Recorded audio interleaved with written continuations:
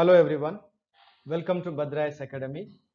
Today in this video, we are going to discuss about the economics paper, that is number 8, which is part of the mock test series. Okay, so we will look at questions one after another and see what is the possible answer. Those of you who have not yet found the answer key, you can follow the answers from here. So the question number 1, the first attempt to initiate economic planning in India was made by whom? So the answer is very easy. This is M. Vishwesvarya. He published a book, The Planned Economy for India in 1934. So that was actually what we call the systematic planning process starting in India. So that is the key to this answer. The book published by him in 1934. So that makes him what we call the first systematic economic planning starting in India. Question number 2. The National Housing Bank was set up in India as a wholly owned subsidiary of which one of the following? Okay, so why this question I had given in the exam is this.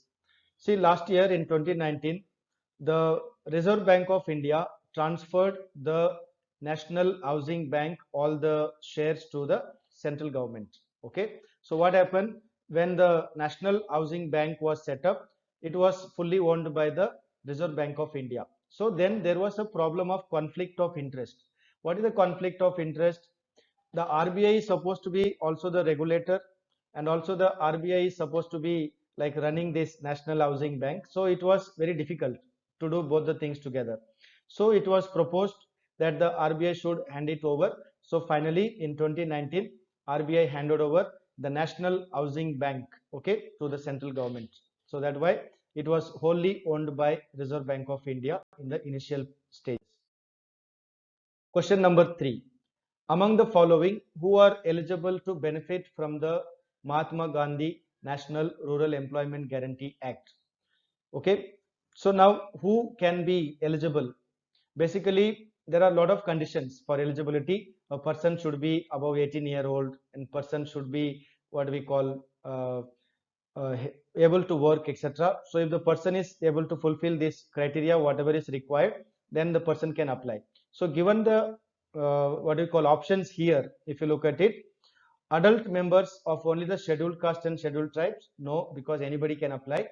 Adult members below poverty line only, no, even those who do not have a job at the time, they can apply for the jobs under this. Okay, so the answer would be adult members of any household are eligible to apply for this scheme employment. Question number 4. India had a planned holiday after which of the following events? So now if you go back to the 5-year plan, you will remember the first 5-year plan was started in 1951. It went to 1956. Second 5-year plan started from 1956. It went to 1961. The third plan 1961 to 1966.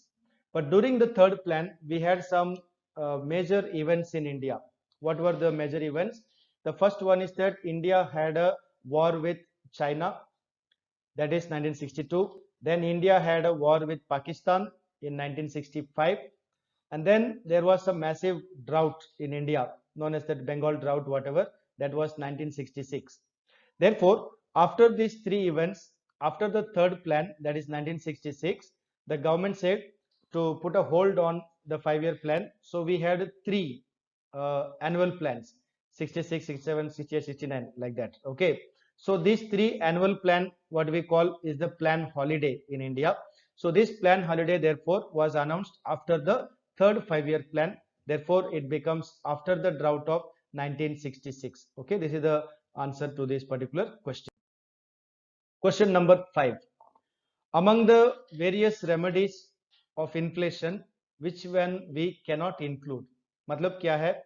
To control inflation, there are different measures by the RBI. Which one cannot be done by the RBI? That is how you can understand this question.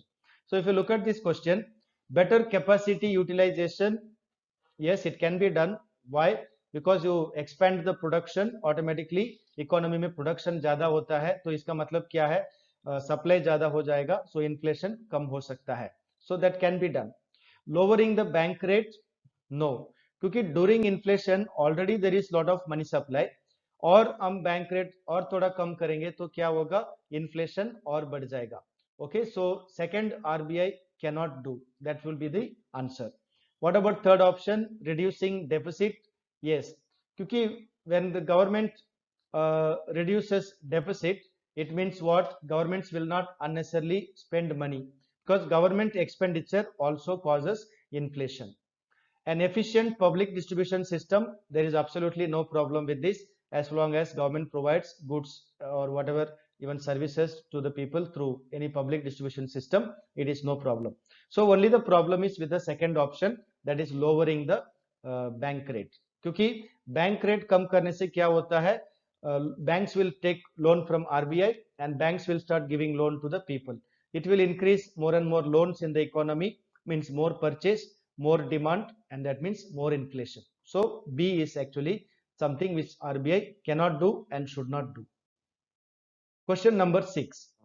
Which one of the following 5-year plans recognized human development as the core of all development efforts? Okay, इसमें explain करने की ज़्यादा नहीं है. There is no technical term in this. It is just an objective answer. So the answer for this question would be 8th 5-year plan. Okay. Question number 7. Consider the following statements. So the price of any currency in the international market is determined by whom? Who decides the price of a currency? That means exchange. Okay. WTO. No, because WTO has nothing to do with the exchange rate. Exchange rate comes under IMF actually. So the WTO actually has nothing to do. So option 1 is wrong. Option 2, demand for goods and services produced by the country concerned? Yes. So if there is enough demand for the goods produced by the country, okay, then what will happen? More and more people in foreign country will buy that, then they will pay their own dollar, whatever currency. So in that way, what will happen? The price of the foreign currency can also be determined by demand and supply. Inflation differential between the country concerned and its major trading partners? Yes, because when the inflation takes place in a particular country, it definitely affects the export import and therefore it finally also affects the exchange rate. So the inflation difference between the countries is a very important parameter also. Stability of the government, yes, very, very important. Because the value of a currency, whether somebody will use it or not, it also depends on whether the government of the country is reliable, stable. Okay. Therefore, I have given answer as 2, 3, and 4 are to be correct. Okay. Question number 8. Indian rupee is fully convertible, means freely convertible, right? In which of the following? Number 1. In respect of current account BOP, in respect of capital account BOP, or into gold. So if you look at the option number 3, gold, rupee cannot be converted into gold. Why? Because our rupee is inconvertible rupee. And secondly, RBI does not keep what we call the gold standard, keeping gold stock and printing rupee against the gold value, that we have stopped. So what is the system we are following? Say since 1956, we are following minimum reserve system. Therefore, option 3 is wrong. It cannot be correct. What about capital account convertibility? Are the Indian citizens free to convert rupee into dollar or whatever in foreign currency under capital account? No. Capital account, we have a restriction. Okay. Under which act? Under the Foreign Exchange Management Act called FEMA 1999. So the answer would be number 1. Since 1994, kindly note this year, since 1994, the Indian government has permitted the citizens of India to engage in current account transactions. That means what? Export and import of goods, services, okay, some remittances, etc. Whichever comes under the current account list. On all those transactions, we are free to convert rupee into dollar or dollar into rupee. Therefore, the answer here will be only 1. Question number 9. The situation with increasing unemployment and same time with the increase of inflation is called stagflation. What is the meaning of this stagflation? You see, you have to go back to a little bit of history for this. We have this famous Phillips curve. You know, A.W. Phillips, he said that his study at least came to the conclusion that whenever there was a high inflation in the economy, the problem of unemployment was very low, right? So try to understand, inflation is very high, unemployment is very low. That was the findings, yeah, what we call the conclusions of Phillips curve. But in 1960s and 70s, what we realized, inflation was also increasing at one side, and the same time unemployment also started to increase. It contradicted the findings of Phillips curve, right? So when you have a situation that the economy has become stagnant, nothing is happening, so there is no production, there is therefore unemployment. Same time prices are also rising for whatever reason. So this type of situation where you have a high unemployment and also high inflation, that situation is actually called stagflation. Question number 10. The sum of which of the following constitutes broad money in India? So for this question, you need to keep two things in mind. One is called narrow money, other one is called broad money. In one of the earlier test series questions, I had given the concept of narrow money. So this time I have given the concept of broad money. Both are important for exam. Okay. Now what is this narrow money? Narrow money is narrow way of defining money, which actually includes what we call M1. Now what is broad money? It's a broad way of defining the what is money in India, right? So this is how we understand the broad money. So in the broad money, what are the things included? The broad money includes the narrow money plus the fixed deposits, normally what we call technically time deposits kept by the people in the banking system. Therefore, first you need to understand what is narrow money. If you look at this topic here, options, currency with the public, yes, it is part of narrow money. Demand deposits with the bank, it is already part of narrow money. Other deposits with the RBI, number 4, is also part of narrow money. So all these, that means 1, 2, 4 are part of narrow money, and all of them are included also in the broad money. So what is the extra thing added in broad money is the time deposits with the banks. Therefore, broad money will actually include all the 4. Out of the 4, 1, 2 and 4 are called narrow money, right? So both the concepts I explained now, what is narrow money and what is broad money. So either way you can answer the question. Okay, question number 11. The first bank established in India was, okay, this you can just Google, you will get it. That is the Bank of Hindustan. But from the GK point of view, you need to know this. Why? Because now banking sector crisis, NBFC crisis have been like headlines in India. So as a general knowledge question, this kind of a question can be asked, which is the first bank established in India. Okay. Okay. Question number 12. What is the meaning of gilt-edged security? If you read the circular note published by the RBI on securities of the government of India, which I have given to most of our students. Now, those of you who are not our students, you can Google it, RBI, you will find government securities. There is one nice FAQ, frequently asked question, in that they have explained. So, what is the meaning of gilt-edged security?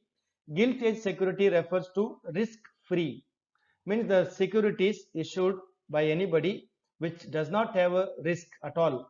That security is called risk-free or gilt-edged security. So normally in India, gilt-edged securities refer to whom or what?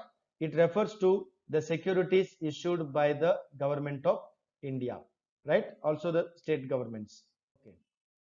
Question number 13. The functions of the Reserve Bank of India.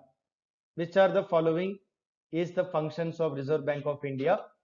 So purposely given this question just to create little clarity. Option number 1, if you see, issuing all notes and coins. So the problem is this, RBI basically issues all the notes. Okay, it has the authority to issue notes of different denominations. But 1 rupee coins in India are issued by the Ministry of Finance. So that cannot be technically issued by the RBI. Therefore, option 1 is technically not correct. Okay. Then rest is all correct. Distributing all notes and coins, yes, it is done by the RBI. Formulating monetary policy, yes. Acting as the agent of government to deal with the IMF, yes. All these are done by the RBI. Okay. So I've given here a little explanation for the same. The Reserve Bank of India has the sole right to issue currency notes of various denomination except 1 rupee notes under section 22 of the RBI Act. So 1 rupee notes are issued. I mean, they are actually called rupee coins. Okay. They are issued by the Ministry of Finance and it has the signature also of the Finance Secretary. Question number 14. In which year some more commercial banks were nationalized, means the second phase of nationalization of banks. You see, recently what the government did in 2019, they merged, right, some of the banks. So the government said whatever the banks were there which were making loss, they had a non-performing assets, some smaller banks. So 10 such banks were merged into 4 banks, right? So now this is what we call nationalized banks. They were merged. Now the question is, when were they nationalized? Some of them in the second stage. So first stage of nationalization took place when? In 1969, right? The second stage of nationalization, major one, took place in 1980. Okay. Now don't confuse yourself with the nationalization of RBI, okay, and all those things. We are not talking about those as the major nationalization. We basically nationalization talk about banks in 1969 and 1980. Therefore, the answer here would be 1980. Question number 15. The place where bankers meet and settle their mutual claims and accounts, etc. This is what you call a part of the banking system. You see, suppose I have a bank account in SBI and somebody has a say bank account of say United Bank of India. Now that person gives me a check of the United Bank of India. I will deposit it in the State Bank. Similarly, I will have an account in State Bank. I will give a check to somebody and that person has an account say in some Punjab National Bank. So now what happens? Checks from different banks are given to each other. So finally they have to settle how much they have to receive, how much they have to pay and all this. So this kind of an arrangement to clear their balances, etc. This system is called what we call clearing house. Okay, this is a technical term, just a general knowledge for you to understand. Also one important point you can learn extra here is that this clearing house ye jo facility hai, this is available basically for scheduled commercial banks. Most of this means the non-scheduled commercial banks usually do not get this facility called clearing house facility. Question number 16.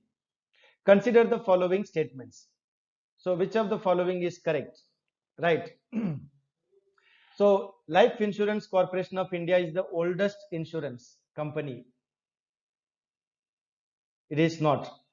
National Insurance Company Limited was nationalized, okay, in 1972 and made a subsidiary of GIC, General Insurance Company. Yes. Headquarters of the United Insurance Company is in Chennai. Yes. So let's go into a very brief history. I have just provided something here. So if you see the brief timeline which is available online in 1818, now there are a lot of different opinions, views and controversies. So which is the first insurance company in India? So as per this source, it says that first insurance company in India was established in Calcutta, that is the modern day Calcutta. That is what we call Oriental Life Insurance Company. Okay. Now in 1950s, what happened? The nationalization actually started. So the LIC, Life Insurance Corporation Act came 1956. Okay, that is how LIC was established. So it cannot be the what we call first insurance company in India. Therefore, option 1 is wrong. Okay. Question number 16. Okay, the same question. So I said option 1 cannot be correct because LIC is not the first Indian company. So remaining these two are correct. Okay. So the next question, question number 17. The system of budget was introduced in India during the Viceroyalty of which ruler, right? So the answer is historical. Therefore, there is nothing much to explain here. This is Canning. Okay, just out of interest, historical interest, I had given this question in economics. Okay, question number 18. An increase in external GDP, okay, that is the debt to GDP implies which of the following? That means what? If we start borrowing more and more money, okay, from foreign sources, that is called external debt. If the external debt starts to increase, become more and more as a percentage of GDP, then we have a problem called external debt to GDP, right? So now, if this increases, what does it imply for the economy? That is the question.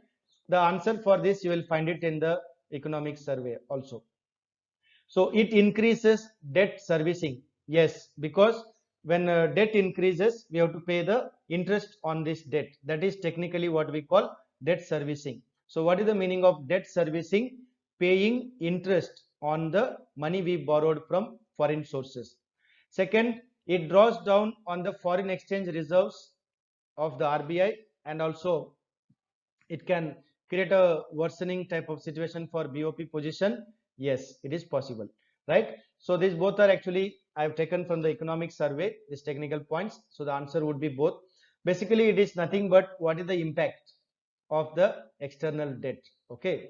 Or the concept also you should learn, what is external debt to GDP.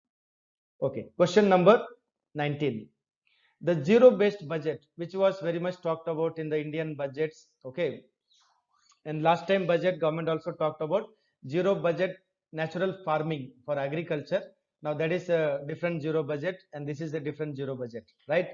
Here we are talking about zero based budgeting. What does it mean?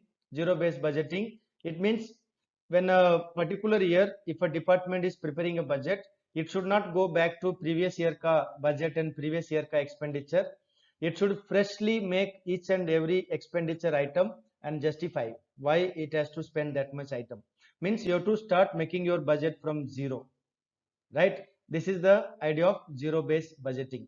So when was it first introduced for the various central government departments? Means at the level of central government departments, it is 1986-87 when it was first introduced. Okay, so this concept is popular today, zero based budget. So but the question is on when was it first started at the departmental level, that is 86-87. Question number 20. After 1991, the central government implemented a lot of reforms in India. One of the reform is the tax reform that time. So which committee made the recommendations for this? That is basically the famous one, Raja Challaya committee. So this committee actually what we call made the far-reaching tax reforms. Some of them were implemented by the government. Question 21. We talk about the GST, goods and services tax, etc. So when was the first service tax introduced in India? So the answer would be 1994. Okay. So kindly keep this in mind. This kind of questions can be easily asked in prelims. Question number 22. Gross National Product, GNP, at market prices. Also nowadays it is called GNI, Gross National Income, at market prices is defined as what? So let's try to first understand. What do you mean by market price? In every class I have explained to our students. Market price means what? You include the indirect taxes and you exclude the subsidy. Because when you buy something, a product in the market price of the product actually includes the taxes, indirect taxes paid to government. Whereas subsidies are received by the factors of production that does not reflect in the market price. Okay. Now, the second part you need to understand is what is GNP. GNP is GDP plus whatever income is earned by Indians outside India. So we usually use the formula R minus P. R is the income received, P is the income paid to foreigners in India. So if you do that, you get the net income received by Indians outside India. So that is what we call GNI or GNP. So going by that, if you see, so what is the GNP at market price? It is the market value of all the final goods and services produced in an economy, right? That is what we call GDP, plus taking into account net factor income from abroad, NFIA. So when that is added to GDP, what we get is what we call GNI. Okay. Okay. So the answer to this question would be answer A, that is what we call GNI. Next one, question number 23.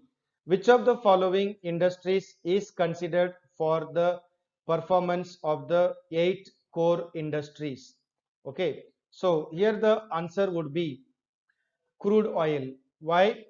So if you look at the 8 core industries here, I just try to provide you some idea. Which are they? Coal, crude oil, natural gas, refinery products, fertilizer, steel, cement, electricity. So from all this, what is available in your option is only this one, crude oil. So that will be the answer, crude oil. Next one, question number 24. Which of the following is not in the list of India's top 5 trading partners in 2019-20 last year? Okay, so if you look at the list of the trading partners, the answer also is clear. So the trading partners, if you see here, USA, China, United Arab, Saudi Arabia, Hong Kong, Iraq, Singapore, Germany, Korean Republic, and Switzerland.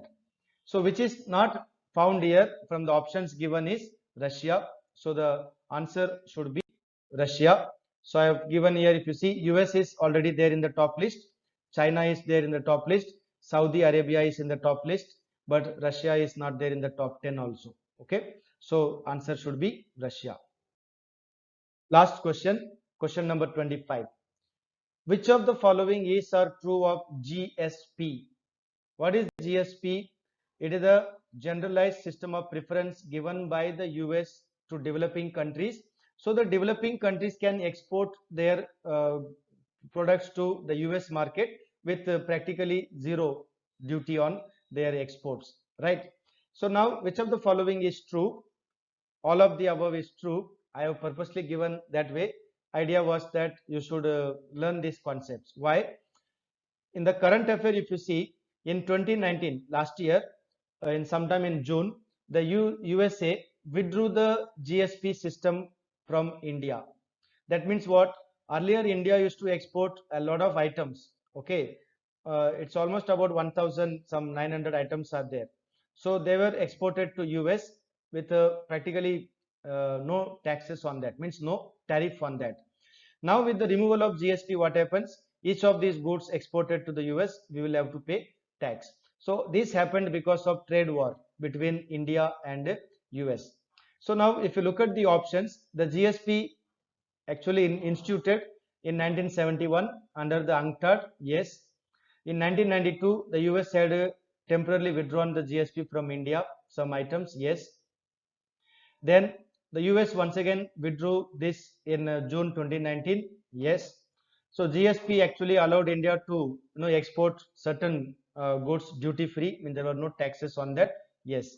So all these are correct. This is a current affair topic, so just for your knowledge I have given this. You should know what is the GSP. So if you have any queries or if you want to join the mock test series, okay, or if you want to take admission at Bhadra IAS Academy for prelims, mains, interview come integrated training program, you are most welcome to contact this number. And till then, you study well. We will meet you in the next video for the next set of question answers. Okay, so wish you all the best for your prelims preparation. We'll see you in the next video.